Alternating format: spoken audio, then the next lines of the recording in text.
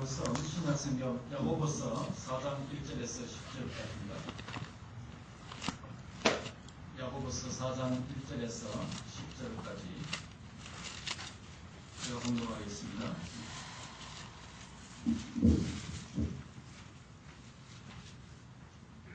너희 중에 싸움이 어디로부터 다툼이 어디로부터 나느냐? 너희 지체 중에서 싸우는 정욕으로부터 나는 것이 아니냐? 너희는 욕심을 내어도 얻지 못하여 살인하며 시기하여도 능히 취하지 못함으로 다투고 싸우는도다. 너희가 얻지 못하면 구하지 아니하기 때문이요 구하여도 받지 못하면 정욕으로 쓰려고 잘못 구하기 때문이라. 가늠한 여인들아, 세상과 헛된 것이 하나님과 원수됨을 알지 못하느냐?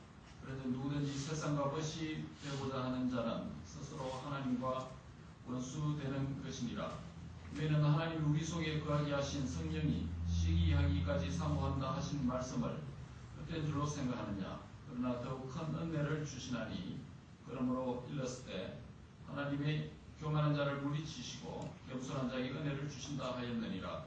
그런데 너희는 하나님께 복종할지어다. 마귀를 대적하라. 그리하면 너희를 피하리라. 하나님을 가까이 하라. 그리하면 너희를 가까이 하시리라. 주인들아, 손을 깨끗이 하라. 두 마음을 품은 자들아, 마음을 성결하게 하라. 슬퍼하며 애통하며 울지어다. 너희 웃음을 애통으로, 너희 즐거움을 근심으로 바꿀지어다. 주 앞에서 낮추라. 그리하면 주께서 너희를 높이시리라. 볼륨을 좀 더 해주시면 감사하겠습니다.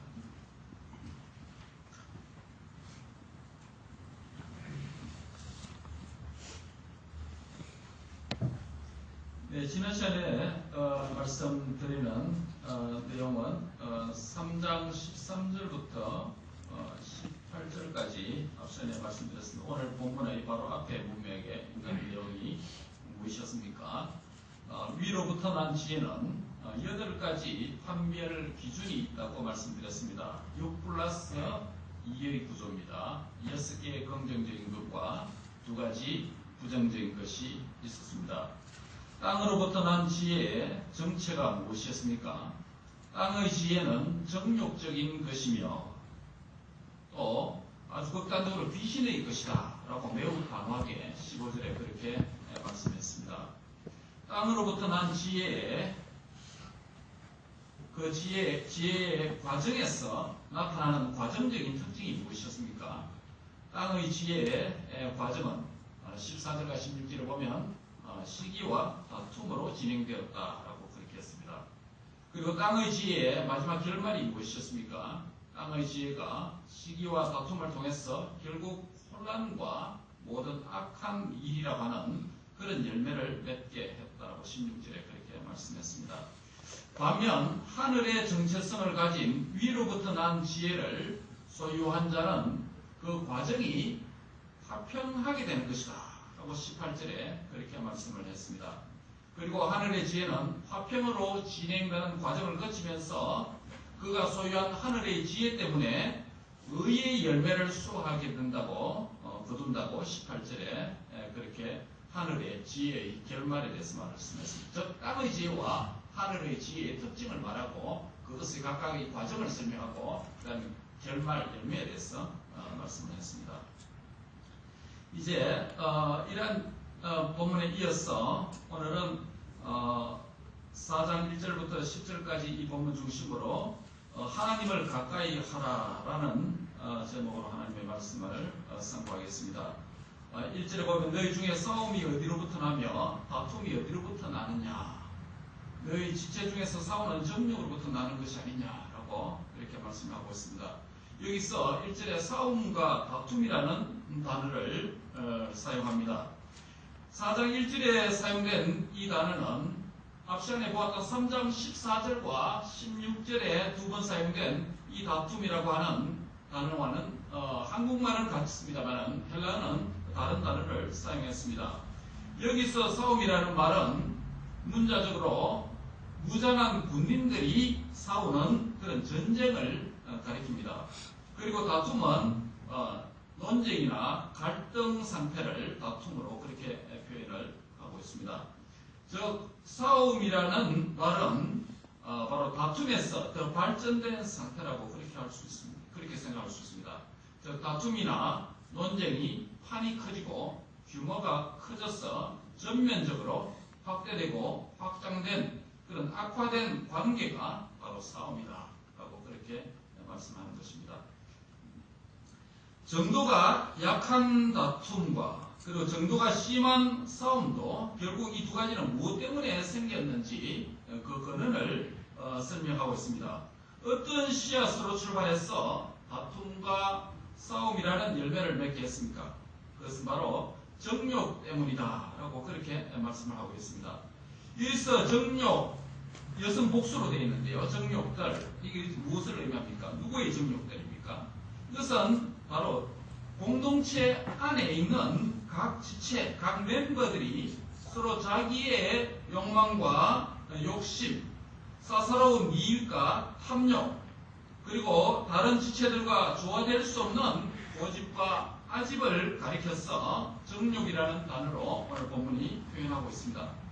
결국 이러한 사사롭고 개인적인 정욕이 공동체 전체의 다툼이 되고 또 그 다툼은 더 확장되고 확대되어서 싸움이 되는 자리까지 나갈 수 있다라고 말씀을 하고 있습니다. 이런 점에서 큰 싸움으로 확전되기 전에 작은 다툼의 단계에서 해결하는 것이 지혜의 길이다 라고 가르치고 있는 것입니다. 2절에는 욕심을 내어도 얻지 못하고 살인하며 시기하여도 능히 취하지 못한다. 내적으로 욕심을 가지도 안 되고 또 겉으로 살인하고 또 시기한다 해도 능히 얻지 못한다 라고 말씀을 하고 있습니다. 그래서 또 다투고 싸운다 라고 말씀합니다. 그러면서 너희가 얻지 못하면 구하지 아니하기 때문이다 라고 2절에 그렇게 말씀합니다. 오늘 이 2절을 그대로 헬라 원문을 직역하면 이런 의미가 됩니다. 너희는 욕심을 낸다. 그러나 소유하지 못한다. 너희는 살인하며 시기한다. 그러나 얻을 수 없다. 너희는 다투며 싸운다. 그러나 너희가 소유하지 못한다. 그리고 왜냐하며 이유를 설명합니다. 헬라어 이 접속사에서 왜냐하면 너희가 구하지 않기 때문이다 라고 그렇게 직역이 됩니다. 무엇을 위해서 잘못된 욕망을 갖는 것은 3장 15절에서 땅의 지혜이며 그것이 정욕적이며 그것은 또한 마귀적인 것이 된다라고 그렇게 야고보가 말했습니다.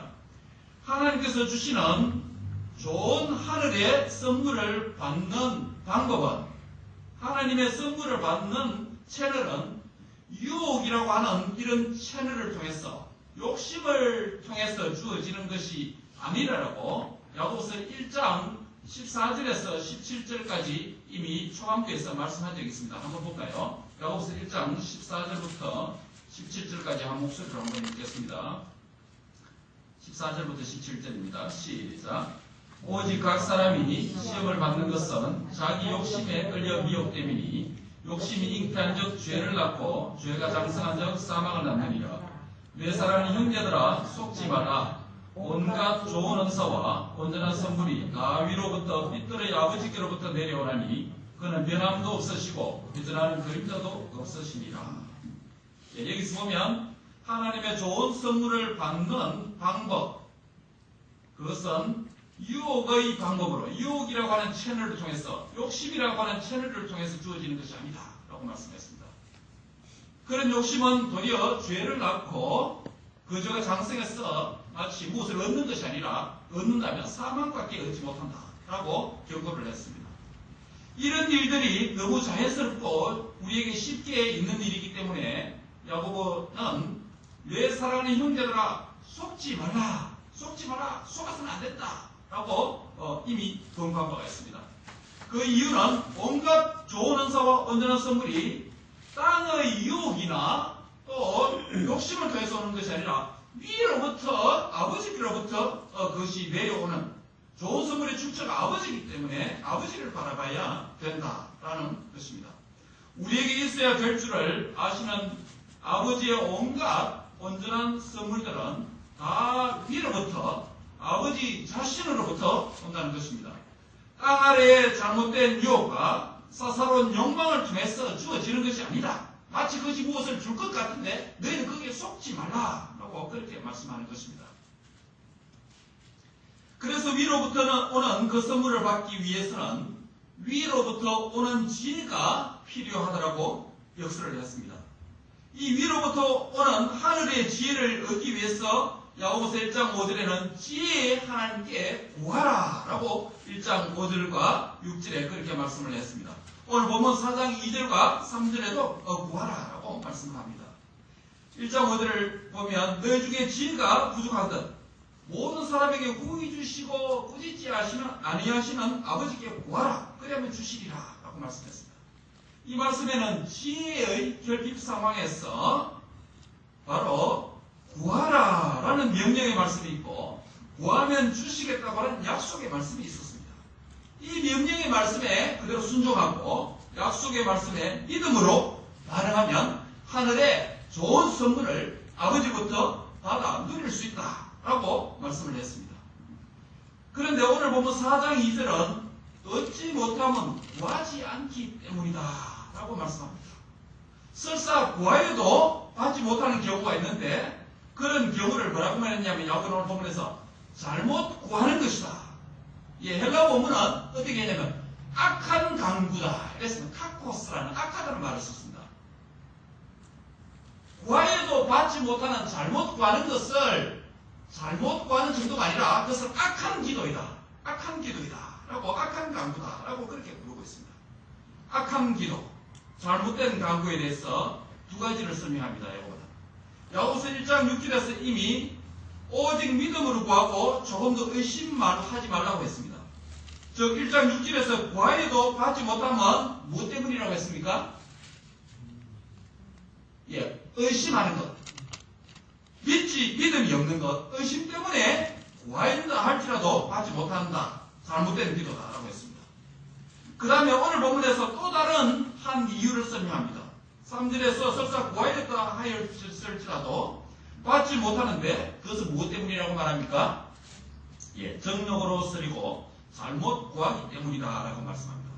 즉 기도의 간구의 동기가 정욕적이다, 사사로운 것이다 라고 말씀하는 것입니다. 응답받지 못하는 기도의 두 가지 조건을 말했습니다. 하나는 의심의 기도다.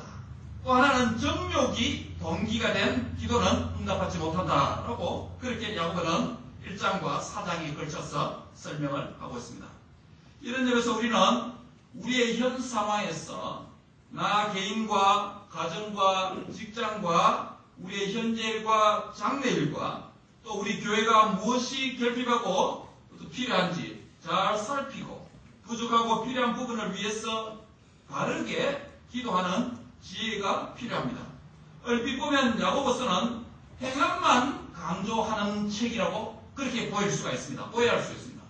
그러나 야고보서는 행함만 강조하는 것이 아니라 역설적으로 하나님 없는 인간의 행함만으로 우리가 어떻게 승화될 수 있는가? 하나님이 없는 인간의 행동만으로 우리가 어떻게 거룩하게 될 수 있는가? 어떻게 주님을 닮을 수 있는가? 라고 우리가 역설적으로 묻고 있습니다. 야고보서는 행함이 강조되는 것은 분명합니다. 동시에 하나님께 기도하는 것과 성령의 역사를 야고보서 전체적으로 매우 강조적으로 설명하고 있다는 점을 우리가 기억할 필요가 있습니다. 예를 들면 하나님께 기도할 때 시련에서 이기는 지혜를 주신다라고 1장 5절에도 말씀하고 있고 5장 13절에도 말씀하고 있습니다. 하나님의 시련에서 이기는 지혜를 위해서 기도하는 것에 대해서 말씀했습니다. 또 5장 15절에 보면 믿음의 기도는 병든 자를 구원한다라고 말씀을 하고 있습니다.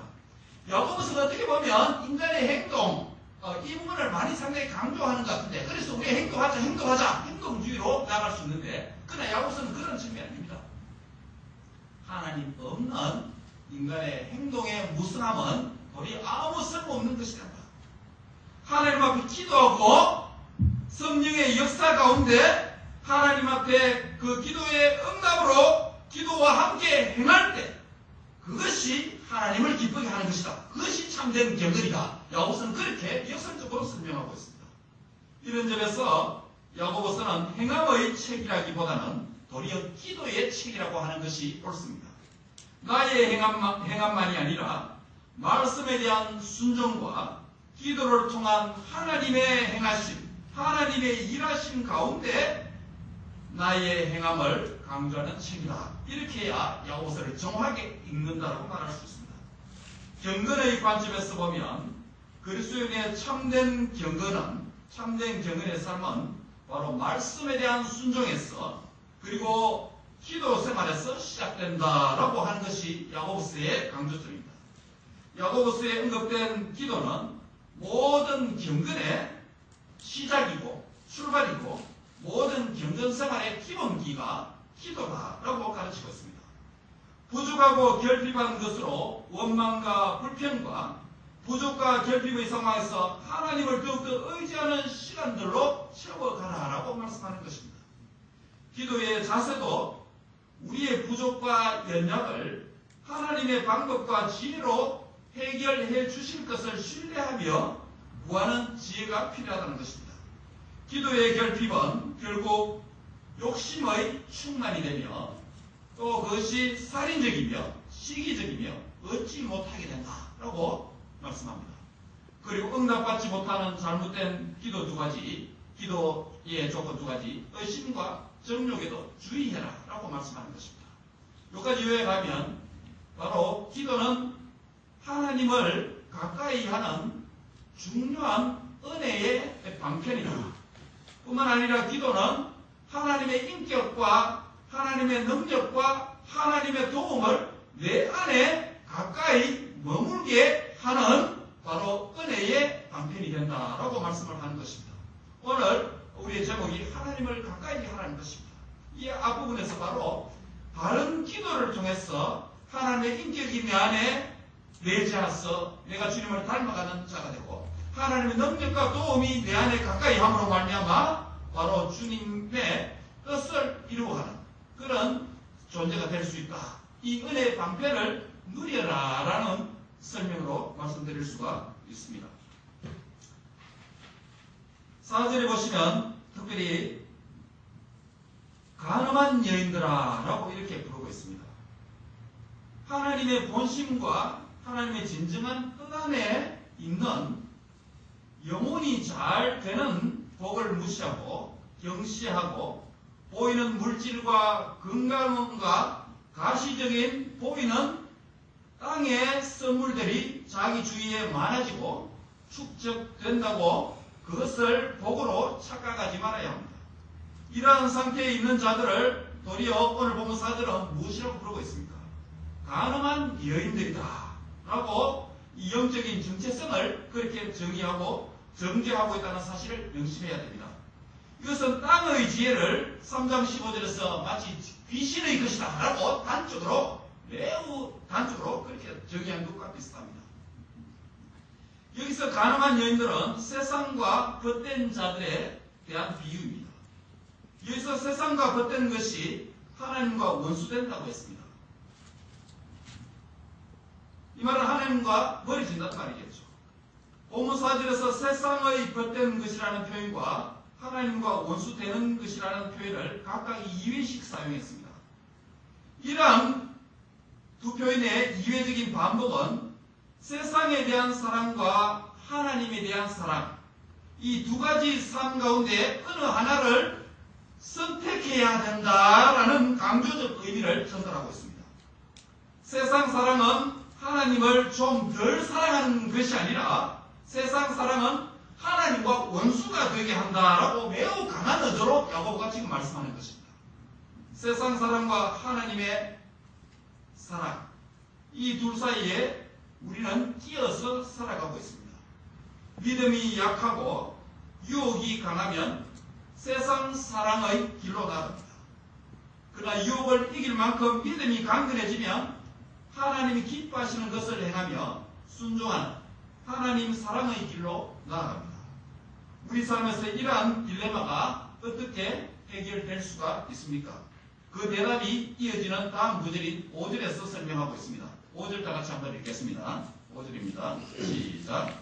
너희는 하나님이 미숙이 바라게 하신 성령이 시기할까지 사모하신 말씀을 그대로 생각하느니라. 여기서 성령님을 언급하고 있습니다.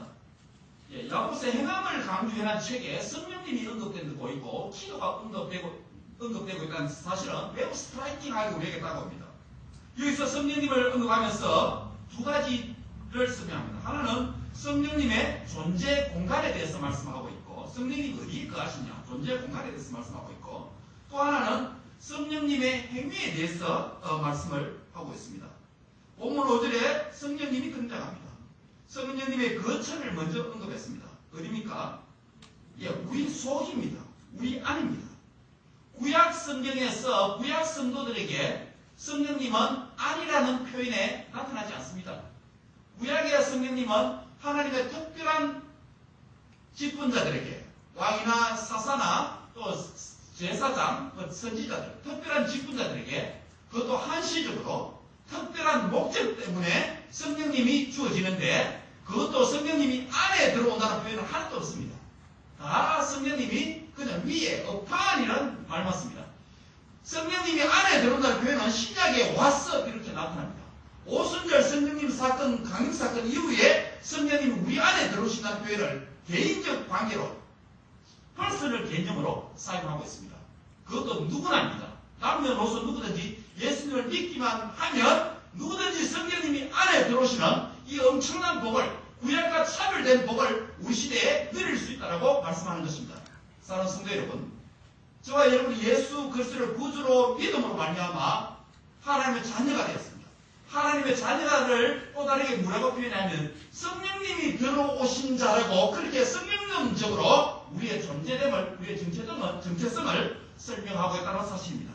사랑하는 성도 여러분, 성령 구약 성도 누구든지, 심지어 다윗이나 수많은 사사들, 하나님의 성령이 그들 위에 임했다는 기록은 있어도 그런 경험을 그들이 가졌을지라도 성령님이 우리 안에 들어오는 이런 축복을 누리지 못했습니다.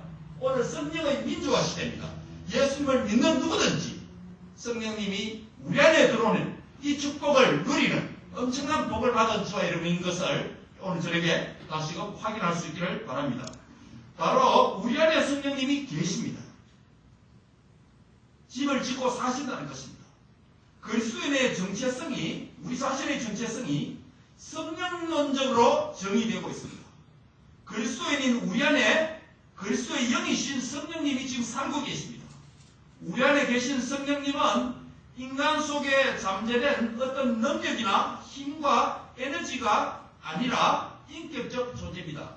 이번에 그 뭡니까? 일본의 노벨 의학상도 받고, 일본에 노벨상을 많이 받지 않습니까? 그 중에 기사 중에 하나 보니까 우리 우주 가운데 사람이 지금 사용하고 있는 것이 우주가 100%로 생각한다면요, 쓰는 게 4%가 우리가 사용하고 있지 못한답니다. 4%.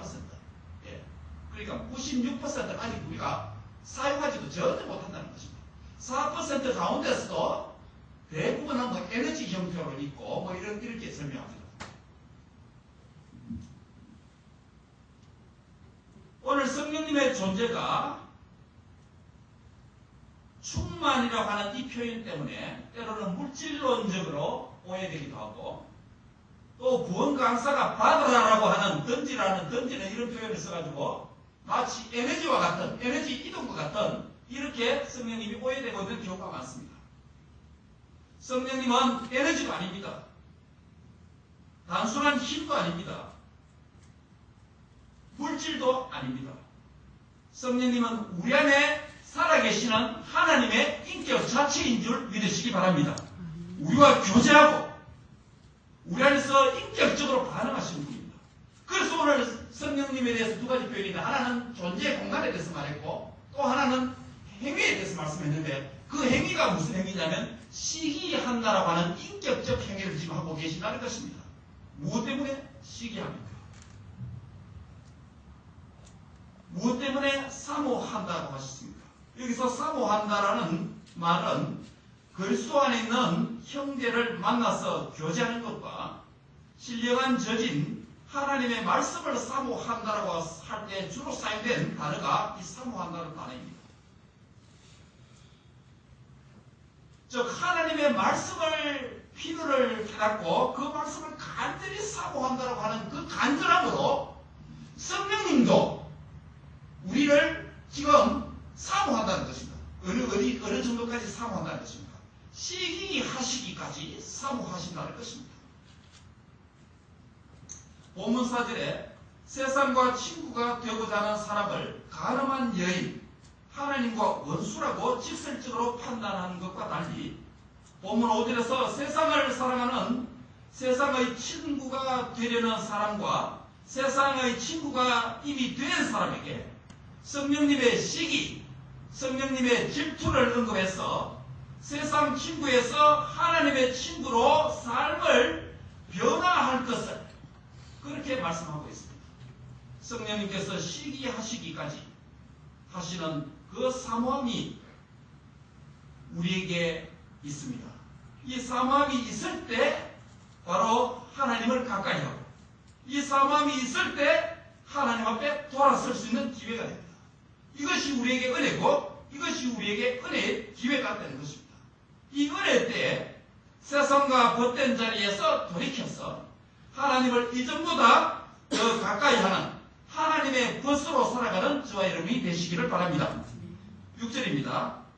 6절 그러나 더 큰 은혜를 주시나니 라고 말씀합니다. 이어지는 본문 6절은 은혜라는 단어를 두 번 사용하고 있습니다. 그것도 더욱 큰 은혜다라 more grace라는 표현을 씁니다. 세상을 사랑하여서 세상에게 친한 친구가 된 사람은 하나님의 은혜를 잊어버린 자입니다. 하나님의 은혜를 소진하는 자입니다. 이것은 마치 탕자의 비유에서 보여주는 대로 아버지의 재산을 가지고 집을 떠나서 타국에서 허랑방탕하여 은혜를 탕진하는 둘째 아들의 경우와 같습니다. 뿐만 아니라 방탕한 둘째 아들이 아버지의 품으로 돌아왔을 때 집안에 있는 큰아들은 불평하고 돌아온 동생을 못마땅하게 생각하고 환영하지 않았습니다. 이것은 자신의 지위와 아버지의 집 안에서 받고 있었던 아버지의 사랑과 은혜를 또 다른 방식 안에서 은혜를 탕진하는 아들이었습니다. 탕자의 비유에서 집 밖에 있는 작은 아들과 집 안에 있는 큰 아들, 두 아들 모두가 아버지의 은혜와 사랑을 은혜를 망각한 탕자들이었습니다. 그러므로 잠시라도 하나님의 은혜의 그늘에서 떠나면 우리는 아버지의 돌보심과 인도하심, 사랑과 은혜의 가치를 모르고 불평하고 그것을 당연한 것으로 여깁니다. 이런 자를 6절은 뭐라고 부르고 있습니까? 교만한 자라고 부릅니다. 이 야고보서 본문은요, 단적으로 아주 극단적으로 부릅니다. 지난 본문에서는 마귀에 속한 자, 마귀 진 것이다 라고 말하고 있고, 오늘 여기서는 또 가늠한 자다, 또 교만한 자다 라고 바로 매우 직설적으로 표현합니다. 교만한 자는 하나님의 은혜를 은혜로 여기지 않습니다. 자신의 공로로 은혜를 대치해버립니다. 교만한 자는 하나님의 사랑을 사랑으로 여기지 않습니다. 자신이 의뢰히 누리고 받아야 하는 그런 권리로 여깁니다. 자기가 못 누리는 것을 돈이 이상하게 생각하고 그것을 권리로 여깁니다. 결국 이러한 자는 하나님이 자기 인생의 주인이 아니라 자신이 이미 벌써부터 주인이 된 사람이라고 할 수 있습니다.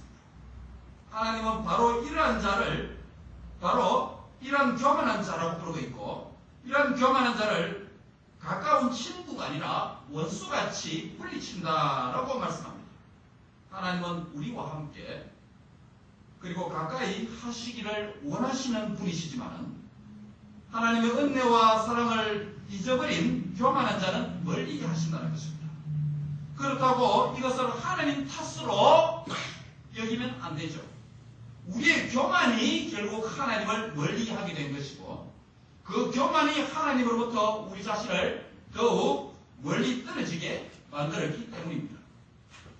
반대로 하나님은 겸손한 자에게 은혜를 주신다라고 말씀합니다. 누가 겸손한 자입니까? 늘 자신 없어 하고 유교적 이미지의 겸손을 생각하지 마시기 바랍니다. 하나님의 은혜와 사랑이 없으면 나는 아무것도 아니라고 하는 깊은 인식을 가지는 자입니다. 그렇기 때문에 기도할 수밖에 없는 자입니다. 그렇기 때문에 하나님의 말씀을 의존할 수밖에 없는 자입니다. 하나님 앞에 가까이 갈 수밖에 없는 자입니다. 나를 나되게 하는 것은 하나님의 은혜와 사랑 때문이라고 고백하고 사는 자가 겸손한 자입니다. 그래서 겸손한 자는 하나님을 떠나서는 겸손이 정의가 될 수가 없습니다. 유교적으로는 어떤 사람의 태도를 따라서 소극적인 태도가 겸손이라고 정의할 수 있을지 모르지만 성경적인 겸손은, 비블리칼 이 겸손은 바로 하나님을 떠나서, 하나님과 관계를 떠나서 정의가 될 수가 없는 덕목입니다. 왜냐하면 이 겸손은 예수님의 성품 그 자체이고 인격적 개념이기 때문에 그렇습니다. 이런 점에서 신앙의 세계도 부익부 빈익빈의 원리가 적용된다고 할 수 있습니다. 왜냐하면 교만한 자에게 하나님은 더 멀리 하시고 겸손한 자에게는 더 큰 은혜를 계속적으로 부어주시기 때문입니다. 하나님의 은혜와 사랑에 굶주린 겸손한 자가 되어서 더 큰 은혜를 받아 누리는 저와 여러분이 될 수 있기를 축원합니다. 겸손한 자는 세상과 친구가 되는 바로 가늠한 여인의 삶과 하나님과 원수가 되는 삶에서 떠나서 계속적으로 현재 진행력으로 하나님을 가까이 하는 하나님의 친구, 하나님의 거룩한 신부가 될 수 있는 자라고 말씀하는 것입니다. 7절입니다. 그래서 너희는 하나님께 복종할지어다 마귀를 대적하라 그리하면 너희를 피하리라 라고 말씀합니다. 세상과 친구된 삶과 하나님과 원수된 삶을 사는 자를 가늠한 여인으로 비유했습니다. 우리 안에 내주하시는 성령님의 시기하시기까지 사모하시는 우리를 향한 성령님의 그 시기의 질투에 거친 숨결이 있다고 말씀했습니다. 성령님의 시기에 질투에 거친 숨결을 듣고 우리가 하나님께로 가까이 가려고 할 때 우리 앞에는 늘 장애물이 놓여 있다는 사실을 우리가 직면하게 됩니다. 세상을 짝하여 세상을 사랑하고 가까이 하는 삶으로부터 돌아서서 하나님을 가까이 하는 삶으로 살아갈 때 가장 싫어하는 자가 누구겠습니까? 그것은 마귀입니다. 세상과 벗된 자가 하나님을 가까이 하려고 할 때 성령님의 시기가 아니라 또 다른 영적인 존재의 질투와 시기가 있다는 것입니다. 마귀의 시기입니다. 사탄의 질투입니다. 이 질투는 파괴적입니다. 그래서 반드시 마귀의 배적 행위가 있다는 것입니다. 세상을 멀리하고 하나님을 가까이 하는 이 길에 먼저 해결해야 할 어떤 장애물이 있습니까? 세상을 멀리하고 하나님을 가까이 해야 하는데 바로 여기서 이 전투에서 이기는 비결이 무엇입니까? 첫째의 비결은 복종의 원리입니다. 한번 같이 하겠습니다. 첫째 비결은 하나님을 가까이 하는 첫째 비결은 하나님을 가까이 하는 첫째 비결은 복종의 원리입니다. 복종의 원리이다. 마귀는 맹종이 아니라 바로 성령님의 역사 안에서 내가 자발적으로 그분의 뜻에, 그분의 말씀에 복종하는 것입니다. 이것이 경건이죠. 말씀이 경건이 출발이죠. 말씀 따라서 될 수가 없는 것입니다. 그래서 너희는 하나님께 복종하라 라고 명령하는 것입니다. 세상의 원리에 순응하고 죄에 짓눌려 죄의 종이 되었던 삶과 마귀의 종로로 가던 삶에서 돌이켜서 하나님의 말씀과 그분께 복종하는 삶을 결단해야 된다는 것입니다. 하나님의 말씀과 하나님 나라의 가치와 원리를 선택하고 행하는 결단을 해야 된다는 것입니다. 이것이 하나님께 복종하는 삶입니다. 그 다음에 하나님 앞에 가까이 가는 이 전쟁에서 이기는 비결의 두 번째 비결입니다. 따라합니다. 두 번째 비결은 대적의 원리입니다. 대적의 원리입니다. 그래서 보면은 마귀를 대적하라 라고 말씀합니다. 이 두 원리를 다 명령형으로 설명했습니다. 마귀를 적극적으로 물리치고 대적하라는 것입니다. 강하게 저항해라, 미치시다라는 것입니다. 마귀의 길을 강하게 반대하고 싫어해야 합니다. 능력의 이름이신 예수님의 이름으로 물리쳐야 하는 것입니다. 복종과 대적의 원리를, 이 두 원리를 따를 때 너희를 피하리라 하는 약속의 말씀이 결과로 주어져 있습니다. 우리의 인격적 자아가 하나님 앞에 복종하고 마귀를 대적하면 마귀가 피하는 줄 믿습니다. 그러면 그 다음 단계에서 우리가 취해야 할 행동이 무엇입니까? 이어지는 본문 8절은 그 길을 우리에게 제시하고 있습니다. 8절 다 같이 읽겠습니다. 8절입니다. 시작. 죄인과 수고를 하시라. 두 마음을 분졌다. 마음을 성결하게 하라. 하나님께 복종하고 마귀를 대적한 후에 우리가 취해야 할 적극적인 행동은 주저함이 아닙니다. 맹목적이 그냥 편안하게 맹목적인 안식이 아닙니다. 오늘 여러분이 이불을 펴놓고 지금 다 앉아 계신데요. 이불 속에 들어와 계시는데 그렇지만 아주 매우 아름답습니다. 우리 거상 기도처럼 자는 게 아니고 그렇죠. 이불이 하나님을 더 가까이 하는 적극적인 행동이 요청된다는 것입니다. 본문 4절에서 세상과 벗이 되고자 하여서 벗이 되고자 한 그 가늠한 여인처럼 하나님의 원수의 길로 나가던 적극적인 그 행동으로 이제는 하나님을 가까이 하는 행동을 적극적으로 취해야 된다는 것입니다. 우리 안에 내주에 계시는 성령님을 시기하도록 만들었던 그 적극적인 행동을 이제는 성령님이 좋아하실 만큼 능동적으로 하나님을 가까이 하는 행동을 취해야 된다는 것입니다. 그렇지 않으면 곧 마귀가 소재된 집으로 다시 들어와서 어지럽게 되는 것입니다. 그러면 우리는 청소한다고 수고는 수고대로 하고 다시 세상의 친구, 하나님의 원수, 다시 가늠한 여인이 되어버리고 만다는 것입니다. 하나님을 가까이 해야 하나님 우리를 가까이 여겨주시는 것입니다. 하나님께서 친밀하게 챙겨주시고 간섭해 주시는 이것이 진정한 복이고 이것이 진정한 은혜인 줄 믿으시기 바랍니다. 이런 하나님의 은혜와 사랑의 울타리 안에서 하나님을 가까이 하는 축복된 삶을 위해서 치러야 할 대가가 있습니다. 무엇입니까? 그것이 바로 회개입니다. 회개입니다. 따라합니다. 하나님을 가까이 하는 축복된 삶을 위해 치러야 할 대가는 회개입니다. 이 회개의 길에서 우리는 바로 죄인들아라고 이렇게 불렸습니다. 하나님 앞에 죄인들아라고 불리지 않을 자가 없습니다.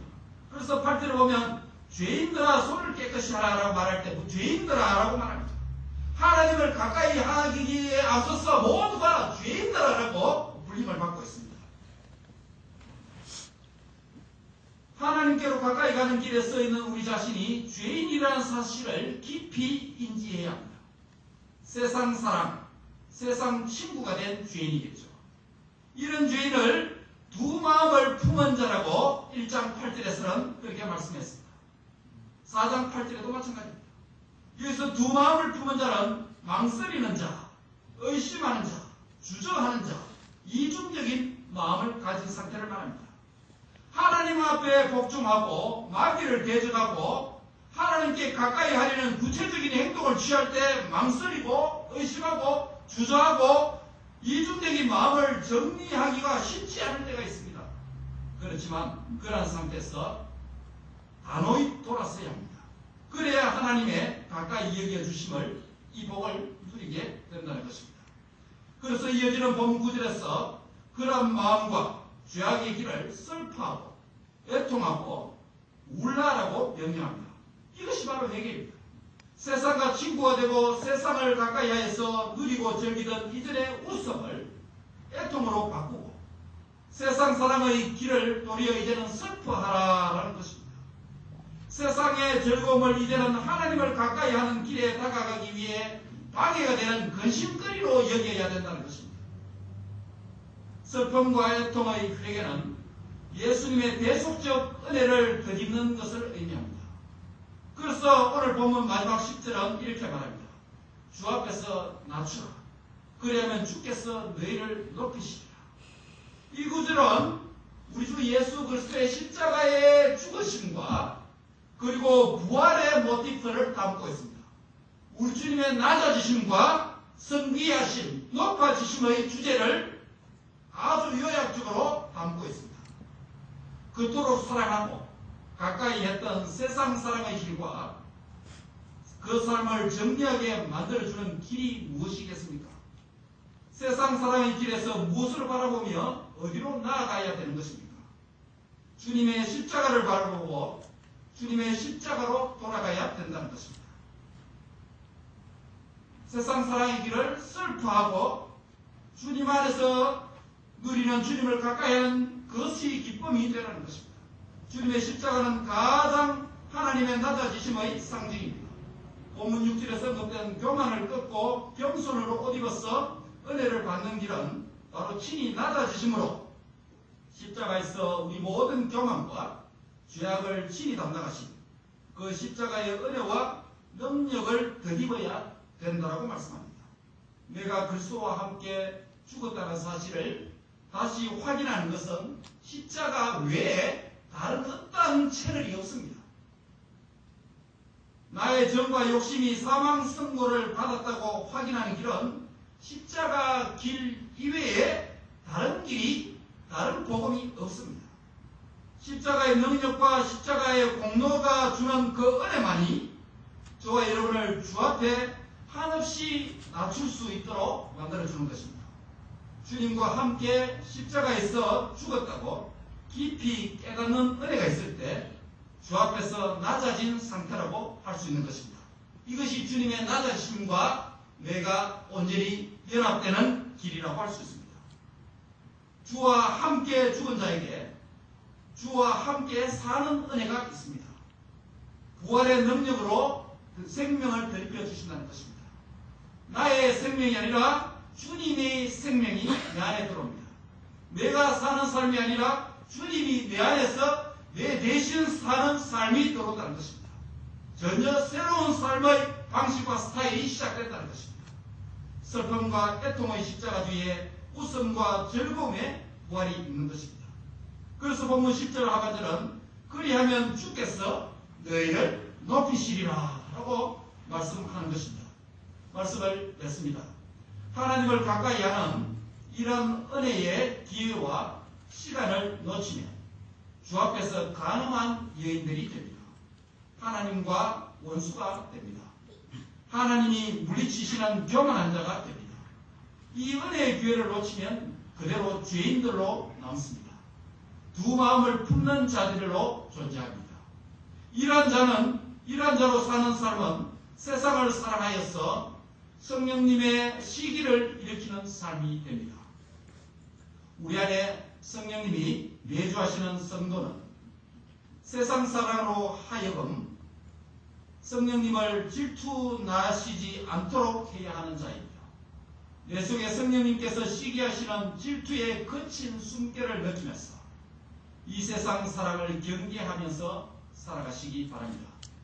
성령님의 시기가 내 안에서 일어나고 있다는 사실을 의식하면서 하나님을 가까이 하는 삶으로 성령님을 안심시켜 드리는 자들이 되시기를 바랍니다. 하나님을 가까이 하는 삶을 통해 마귀를 도리어 시기하게 만들고 더욱 하나님 사랑으로 마귀가 피하는 자가 되시기를 바랍니다. 이런 자를 팔til해서 마음이 성결한 자다라고 정의를 내립니다. 즉 마음이 성결하다, 마음이 거룩하다, 즉 주님의 거룩에 참여한 자다라고 주님과 연합된 자, 주님을 닮은 자가 된다고 말씀합니다. 바로 주님과 닮는 길은 거룩한 하나님을 가까이 하여서 주님과 동행하는 복된 삶이 된다는 것을 가르치고 있습니다. 사랑하는 성도 여러분, 하나님을 가까이 하라라는 말씀입니다. 바로 이 하나님을 가까이 하는 길에 있어서 방해되는 것이 있는데 바로 거기서 우리가 첫 번째 주의해야 될 것은 바로